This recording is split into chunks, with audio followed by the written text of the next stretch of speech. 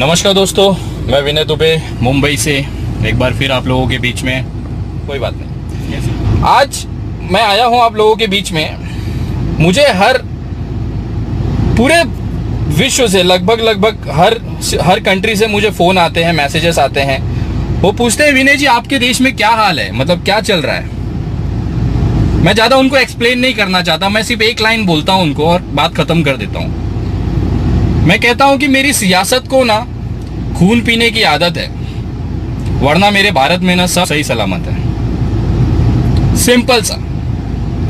बहुत सारे हिंदू जो भाजपाई हिंदू हैं खास करके, उनका ये मुख्य रोल है। मैं हिंदू की बात कर रहा हूं आज, कि उनके अंदर का जो खौफ है मुसलमानों को लेके, खास करके हमारे देश पे कब्जा कर लेंगे, भारत को इस्लामिक राष्ट्र बना देंगे। भारत में मुसलमानों की जनसंख्या इतनी तेजी से बढ़ रही है कि अगले 2030 अगले 2040 तक वो भारत को कब्जा कर लेंगे। वाह। आज इसी मुद्दे पे मैं बात करना चाहता हूं। बहुत सारे लोगों ने मुझे मैसेज करते, मैसेंजर पे भेजते हैं कि विनय भाई कश्मीर में हिंदुओं को भगाया जाता है, कश्मीर पंडितों को भगाया गया था, उस पर आप कुछ नहीं बोलते। मैं थोड़ा सोचा यार सही बात है।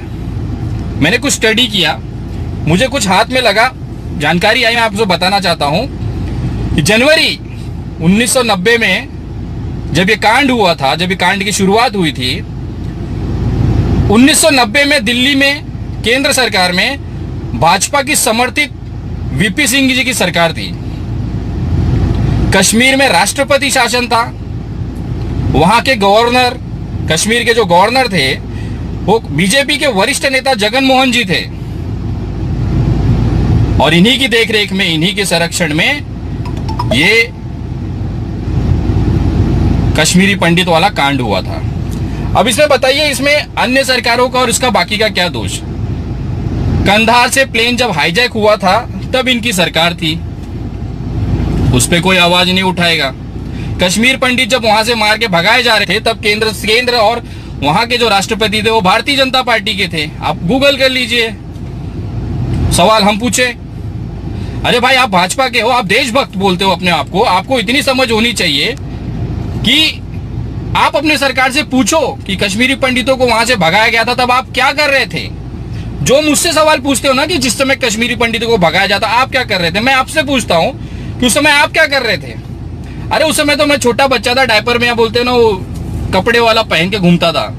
छोटा बच्चा, 5-6 साल का रहा हूं, मेरी उम्र ही क्या है। लेकिन उस समय जो सरकार थी उन्होंने क्यों आवाज नहीं उठाया इस पे।